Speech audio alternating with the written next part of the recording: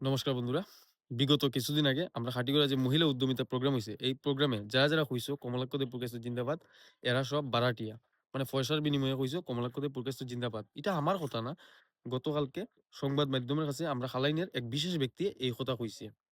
এখন আমি একটা জিনিস চিন্তা করলাম, মানসিক চাপে পড়িয়া মানে মানুষ কি এতটাই মানে বিভ্রান্ত হইতে পারে বা এতটাই নিম্ন স্তরের রাজনীতি করতে পারেনি?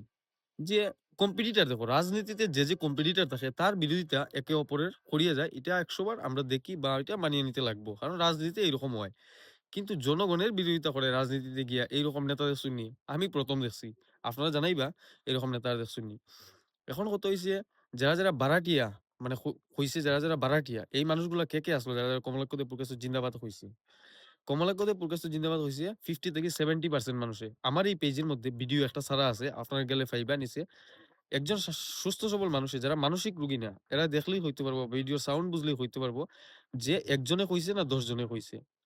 এই যে মঞ্চ যেটা সাজানো হইছিল, এই অনুষ্ঠানের 50 থেকে 70% মানুষে কইছে কমলাক্ষ দে পুরকাস্ত জিন্দাবাদ। এখন এরা সব হই গেছে বারাটিয়া।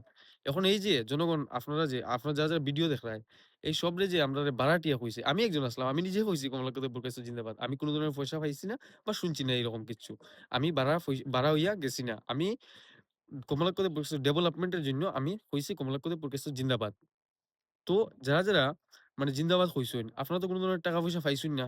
কারণ এটা তথ্যহীন কথা, একটা মিথ্যা অপপ্রচার তাই চালাইয়া যান।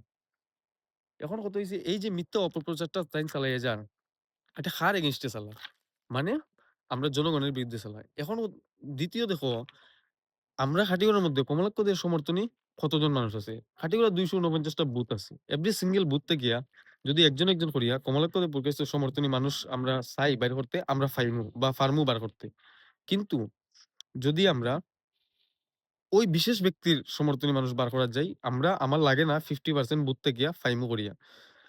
কারণ এইরকম ব্যক্তিত্বরে মানুষে মানে নেতৃত্বে নিতে চায় না বা নেতৃত্ব দিতে চায় না। গ্রহণযোগ্য না। এখন বিষয় হইছে এই যে মানুষে আমরা যে এরকম মানে অপমানিত করে এই জনগণরে, যে আমরা ভাড়াটিয়া, আমরা পয়সার বিনিময়ে কমলাক্ষ পুরো জিন্দাবাদ হইছি। এর জবাবে আপনারা কি হইতেছেন? আমি তো চাই এটার ক্লারিফিকেশন দেক এই বিশেষ মানুষে, যে কোন তথ্যের উপরে ভিত্তি করিয়া তাইনে কইছে যে তারা পয়সার বিনিময়ে বা ভাড়াটি, এটা কোন তথ্যের উপরে ভিত্তি করিয়া তাইনে কইছে।